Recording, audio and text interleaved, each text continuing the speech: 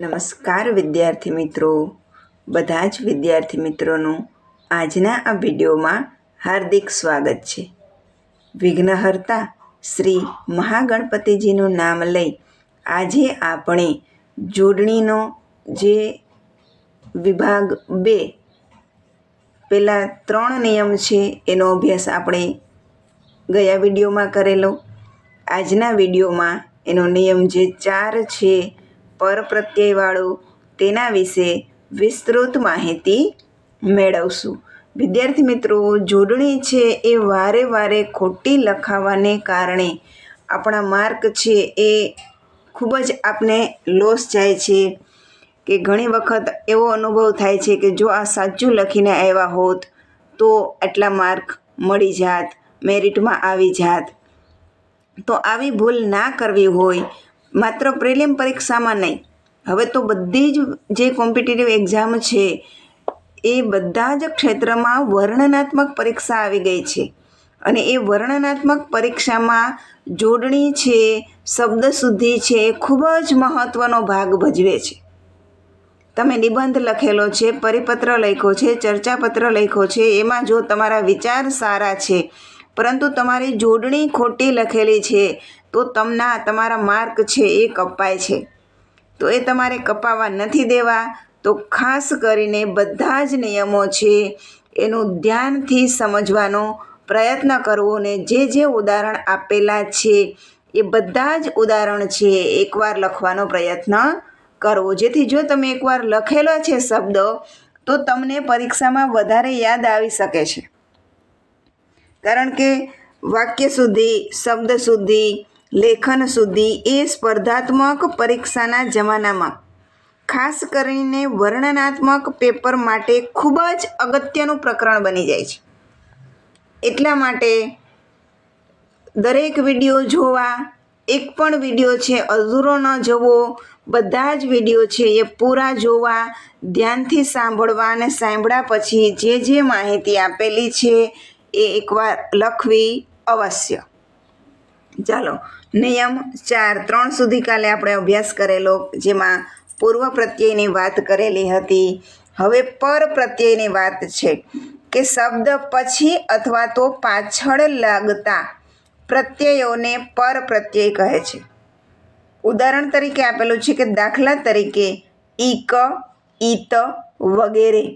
આવા પર પ્રત્યયોમાં જે ઈ હોય છે એ ઈ કેવો હોય છે તો કે ઈ હસ્વ હોય છે. જ્યારે પણ શબ્દની અંદર આપણે ઉચ્ચારણ કરીએ ત્યારે આપણે ખબર પડે કે આ શબ્દની અંદર પૂર્વ પ્રત્યય છે કે પર પ્રત્યય.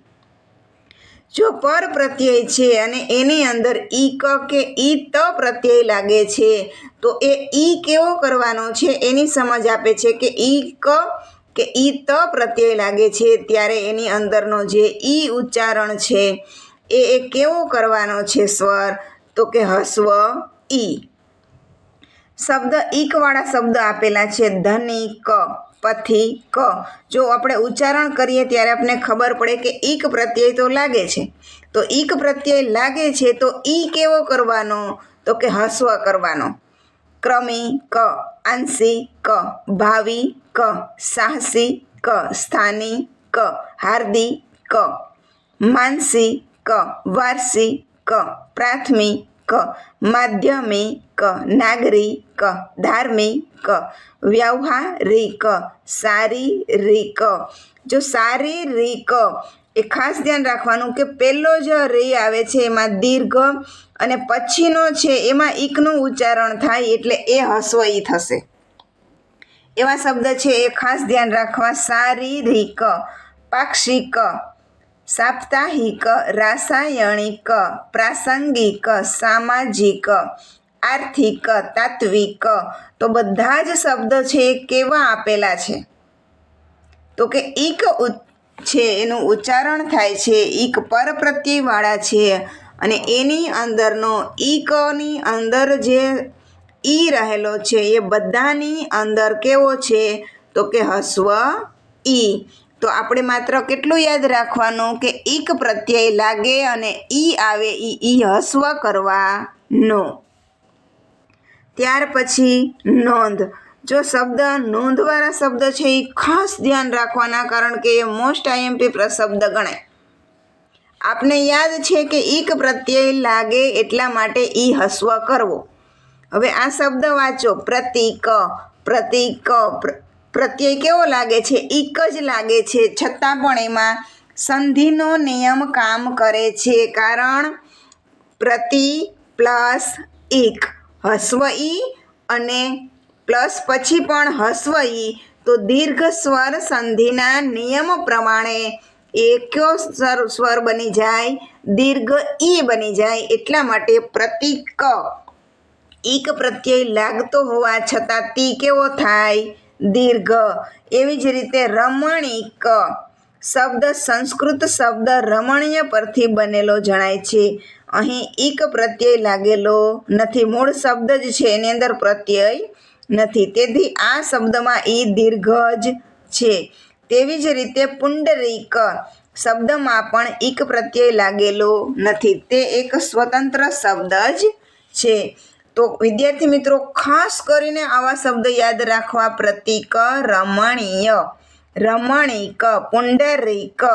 આ શબ્દની અંદર ઈક પ્રત્યય હોવા છતાં દીર્ઘ ઈ વપરાય છે. પરીક્ષામાં છે એ આવા જ આપને પૂછે કે આપને ઈક યાદ હોય અને આપણે શું કરીને આવી? હસ્વ કરીને આવી. હજી પણ બીજા ઉદાહરણ આપેલા છે. બીક, નજીક, બારીક વગેરે જેવા તદ્ભવ શબ્દોમાં ઈક પ્રત્યય નથી. એ મૂળ શબ્દ છે, એની અંદર પ્રત્યય નથી, એટલા માટે એની અંદરનો ઈ કેવો છે? તો કે દીર્ઘ ઈ જ લખાય છે. ત્યાર પછી ઈક, પછી હવે જોઈએ ઈકા શબ્દ. ઈકાનું ઉચ્ચારણ થતું હોય એવા શબ્દના ઉદાહરણ આપેલા છે. એની અંદરનો ઈ કેવો લખવાનો? તો કે હસ્વ લખવાનો. પહેલાં આપણે શું જોયું? તો કે ઈક પ્રત્યય હોય ત્યારે ઈ હસ્વ કરવાનો. 3 શબ્દ જે આપણે મહત્વના ગણી શકાય: પ્રતીક, રમણીક, પુંડરીક, એની અંદરનો ઈ દીર્ઘ લખાય. હવે પર પ્રત્યય કયો લાગે છે? તો કે ઈકા. બાલિકા, અનુક્રમણિકા, આજીવિકા, માર્ગદર્શિકા, નાસિકા, લેખિકા, શિક્ષિકા. ઈકા પ્રત્યય લાગે છે ત્યારે ઈ કેવો કરવાનો? હસ્વ કરવાનો. ત્યાર પછી ઈત પ્રત્યય: અંકિત, નામાંકિત, તારાંકિત, આજ્ઞાકિત, પૃષ્ઠાંકિત, હસિત, લિખિત, સંચિત, નિયમિત, નિર્ધારિત, નિર્વાસિત, કલ્પિત, પુલકિત, નવોદિત, પતિત, સ્મિત, હિત. જો બધા જ શબ્દ છે એનું ધ્યાનથી વાંચન કરવું. વાંચન કર્યા પછી તમને જે અઘરો લાગે છે એ શબ્દ છે એ ખાસ કરીને વાંચન કર્યા પછી લખવો. અહીંયા આપેલું છે પીડિત, તો પી કેવો છે? તો કે પી દીર્ઘ છે, પછી હસ્વ છે. એમાં 3 શબ્દનો નિયમ કામ કરે છે. વચ્ચેનો શબ્દ છે પીડિત, તો ડી છે એ કેવો છે? હસ્વ છે, એટલે આગળનો કેવો થાય? દીર્ઘ. જો એકવાર તમે લખી નાખો પીડિત, તો તમારે ક્યારેય પછી ખોટો પડે નહીં. તો ઈત પ્રત્યય લાગે ત્યારે ઈ કેવો કરવાનો? હસ્વ કરવાનો. પહેલાં ઈક પ્રત્યય, પછી ઈકા પ્રત્યય, હવે ઈત પ્રત્યય. એમાં પણ નોંધ લખવાની છે, યાદ રાખવાની છે. જો યાદ રાખવા માટે નોંધ ખૂબ જ અગત્યની છે. શબ્દના છેડે ભૂત કૃદંત તરીકે આવતા ઈતમાં ઈ હસ્વ હોય છે, પરંતુ સંધિના નિયમને લીધે કેટલાક શબ્દો જેવા કે અતીત, પ્રતીત, કાલાંતીત, કલ્પનાતીત વગેરેમાં ઈ દીર્ઘ બને છે. આગળ પણ આપણે જોયું કે પ્રતીક ઈક પ્રત્યય હોવા છતાં તી દીર્ઘ લખાય છે, એમાં સંધિનો નિયમ કામ કરે છે. તો અહીંયા પણ અતીત, પ્રતીત, કાલાતીત, કલ્પનાતીત એની અંદરના તી કેવા લખાય છે? તો કે દીર્ઘ લખાય છે. સંસ્કૃતમાં ની, ગૃહ વગેરે જેવી કેટલીક ધાતુઓમાં ભૂતકૃદંતમાં વ્યાકરણના નિયમ પ્રમાણે ઈ દીર્ઘ હોય છે. જેમ કે વિની, નવનીત, નિર્ણિત, પરિણીત, ગૃહીત, સંગૃહીત, સંગીત, ઉપવીત. જો અહીંયા ઈત પ્રત્યય લાગે છે. વિનીત, નવનીત, તો નીત, નીત, ઈત. છતાં પણ એ કેવા શબ્દ છે? તો સંસ્કૃતનો નિયમ અને ખાસ કરીને ભૂત કૃદંતનો નિયમ લાગુ કરે છે. વિનીત, નવનીત, નિર્ણિત, નિર્ણય પહેલા થઈ ગયેલો છે. પરિણીત, જે પરણેલા છે.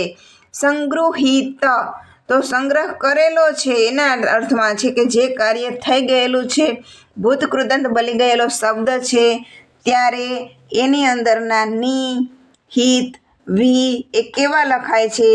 તો કે દીર્ઘ ઈ લખાય છે. ત્યાર પછી ઈતા પ્રત્યય. જો ઈક, ઈકા, ઈત, ઈતા. અંકિતા, પતિતા, સરિતા, હરિતા, અમિતા, નમિતા, વંદિતા, વનિતા, અર્પિતા, અર્ચિતા, ઈશિતા, પુનિતા, લલિતા, સ્મિતા, અસ્મિતા, ઉપયોગિતા, તેજસ્વિતા, મનસ્વિતા, ઓજસ્વિતા વગેરે શબ્દની અંદર ઈતા પર પ્રત્યય લાગે છે. એની અંદરનો ઈ હસ્વ લખાય છે. ત્યાર પછી ઈલ શબ્દનું ઉચ્ચારણ કરીએ તો પ્રત્યય તરીકે, પર પ્રત્યય તરીકે શું ઉચ્ચારણ થાય? ઈલ. ઉર્મિલ, ઉર્મિ પરથી ઉર્મિલ. જટિલ, પંકિલ, કુટિલ, ફેનિલ. તો બધાની અંદર અનિલ, સલિલ. તો ઈલ પ્રત્યય લાગે છે ત્યારે એની અંદર રહેલો ઈ કેવો લખવાનો? હસ્વ ઈ. ત્યાર પછી ઈની અને ઈણી. સંસ્કૃતમાં ઈન પ્રત્યય છે. આ પ્રત્યય પુલ્લિંગ શબ્દને લાગતા તેનો દીર્ઘ ઈ થઈ જાય છે. જો ઈની અને ઈણી પ્રત્યય લાગે છે ત્યારે એ કેવો થાય છે? તો કે એક હસ્વ અને બીજો અંતિમ અક્ષર છે એ દીર્ઘ થશે. સ્ત્રીલિંગ શબ્દમાં ઈની, ઈણી, ઈ હસ્વ અને નીણી દીર્ઘ થાય છે. ઉદાહરણ દ્વારા સમજો ત્યારે વધારે ખબર પડે કે વિદ્યાર્થીની. જો ખાલી વિદ્યાર્થી લખવું છે ત્યારે આપણે થી કેવો લખીએ છીએ? દીર્ઘ લખીએ છીએ. પરંતુ સ્ત્રીલિંગની વાત છે કે વિદ્યાર્થીની, ત્યારે થી છે એ હસ્વ થઈ જાય અને ની દીર્ઘ. મોહિની, ઈની પ્રત્યય. વિનોદીની, ઈની, તો દી હસ્વ ને દીર્ઘ. યોગીની, ગી હસ્વ ને દીર્ઘ. કલંકિત, કી હસ્વ ને દીર્ઘ. મનસ્વીની, તો સ્વી દીર્ઘ, સ્વી હસ્વ અને ની દીર્ઘ. એવી જ રીતે બધા ઉદાહરણ જોઈએ. વિલાસિની, હેમાંગિની, સરોજિની, મૃણાલિની, માનિની. જો ખાસ યાદ રાખવું, માનિની. તો પહેલો ની છે ઈની પ્રત્યય લાગે છે એટલે હસ્વ અને બીજો દીર્ઘ. માલિની, ભામિની, સુહાસિની, તેજસ્વીની, પયસ્વીની, તપસ્વીની, સંગીની, પદ્મિની, નંદિની, કામિની, કમલિની, યામિની, વાહિની, વાદિની, ગૃહિણી, રાગિણી. બધા જ શબ્દની અંદર ઈણી પ્રત્યય છે એટલે પહેલા હસ્વ અને પછી દીર્ઘ. ત્યાર પછી નિયમ 5. સ્ત્રીલિંગના ભાવવાચક નામોના અંતે આવતો ઈ હસ્વ હોય છે. ભાવવાચક શબ્દ હોય, સ્ત્રીલિંગના રૂપમાં હોય ત્યારે એની અંદરનો જે ઈ હોય છે એ શબ્દના અંતે આવતો ઈની વાત છે. તો એ કેવો હોય છે? જો ઈ તો આગળ પણ આવે શબ્દની અંદર, પણ અહીંયા શું કહેવા માંગે છે કે સ્ત્રીલિંગ શબ્દ છે, ભાવવાચક શબ્દ છે, ભાવ બતાવતો શબ્દ છે અને શબ્દના અંતે ઈ આવે છે, તો એ ઈ હંમેશા કેવો કરવાનો? હસ્વ. સંસ્કૃતમાં ધાતુ પરથી ભાવવાચક નામ બનાવવા માટે ધાતુને તી પ્રત્યય લગાડવામાં આવે છે. વ્યાકરણના નિયમોને કારણે તીનો ટી, ઠી, ઢી, ધી ની થઈ શકે છે. એ શબ્દ ઉપર આધારિત હોય કે શબ્દ કેવો છે, એની અંદર પાછળનો શબ્દની અંદર ઈ કેવો લખવાનો એ આપણે યાદ રાખવાનું છે કે ભાવવાચક શબ્દ હોય ત્યારે એની અંદરનો અંતેનો ઈ છે એ હસ્વ લખવાનો. ખાસ કરીને ઉદાહરણ દ્વારા જોઈએ. નીતિ, પ્રીતિ, રીતિ, તો અંતે આવતો ઈ, જો તીની અંદરનો ઈ છે ઈ અંતે ગણાય છે, તો તી કેવો થાય છે? હસ્વ.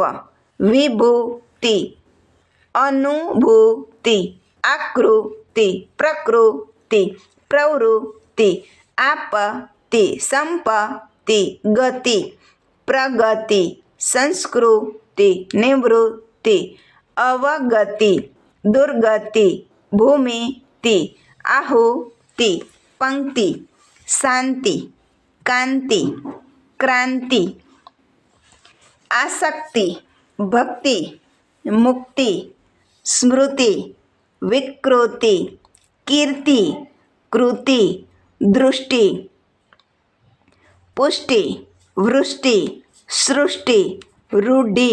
જો આગળ ઢી પણ આપ્યો તો ને, ધી પણ આપ્યો તો રૂઢિ.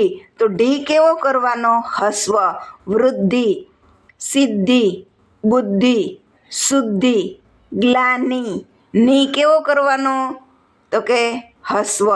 હાનિ, મ્લાનિ વગેરે શબ્દની અંદર શબ્દને અંતે આવતો ઈ કેવો કરવાનો છે? તો કે સંસ્કૃતના નિયમ પ્રમાણે ભાવવાચક શબ્દને લીધે એનો અંદર રહેલો ઈ છે એ કેવો કરવાનો? હસ્વ કરવાનો. અપવાદરૂપ શબ્દ એ ખાસ કરીને યાદ રાખવા. નોટ બનાવતા હોય તો નોટમાં નોંધ કરી લેવી. જો તમે વ્યવસ્થિત તૈયારી કરો છો ને નોટ બનાવો તો તમારા માટે વધારે સારું છે. અને એમાં ખાસ કરીને કેવા શબ્દ લખવા? તો જે નોંધમાં આપેલા હોય, અપવાદરૂપ આપેલા હોય અને શબ્દની અંદર પણ તમને એવો આકર્ષક શબ્દ લાગે કે આ પૂછાઈ શકે એવા તો ખાસ કરીને નોટબુકમાં નોંધી લેવા. એકમતિ, બહુમતી, સહમતી, જયંતી, સલામતી. તી જોઈ અને આપણે એમ થાય કે તી કેવો કરવાનો છે? તો કે હસ્વ. પરંતુ આપણે હસ્વ કરીને આવી તો ખોટું પડે. તો એટલા શબ્દ ખાસ કરીને અપવાદરૂપ શબ્દ યાદ રાખવાના. એકમતી, બહુમતી, સહમતી, જયંતી, સલામતી, એની અંદરના તી દીર્ઘ જ લખાય છે. ત્યાર પછી નિયમ 6.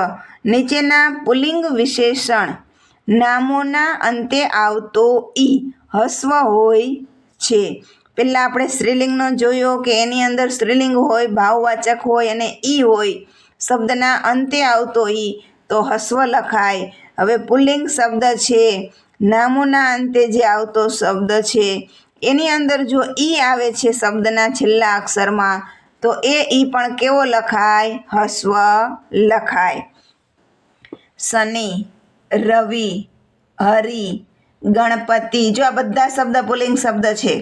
નામના અંતે આવતો ઈ હસ્વ લખવાનો. ખાસ યાદ રાખવું, પુલ્લિંગ શબ્દ નામના અંતે આવતો ઈ હસ્વ લખવો. જાંબલી, વિરંચી, જૈમિની, મારુતિ, દધીચી, ભારવી, મરીચી, પાણીની. પાણીનીમાં બંને હસ્વ છે, ખાસ ધ્યાન રાખવું. શકુની, વાચસ્પતિ, વાલ્મીકી, ધન્વંતરી વગેરે શબ્દમાં અંતે આવતો ઈ હસ્વ લખાય છે. આવા વિશેષ નામો ઉપરાંત અલગ પણ નિયમ પ્રમાણે છે કે નીચેના પુલ્લિંગ શબ્દોમાં પણ હસ્વ ઈ છે. ગિરિ, અરી, મુનિ, મણિ, ઋષિ, પતિ, કૃમિ, ઉદ્દધિ, અબ્ધિ, અતિથિ, આદિ, વ્યાધિ, વિધિ, ધ્વનિ વગેરેની અંદર અંતે આવતો ઈ કેવો લખાય છે? તો કે હસ્વ ઈ લખાય છે. ત્યાર પછી નીચેના શબ્દોમાં પણ હંમેશા હસ્વ ઈ આવે છે. વધારે ઘણા બધા ઉદાહરણ આપેલા છે.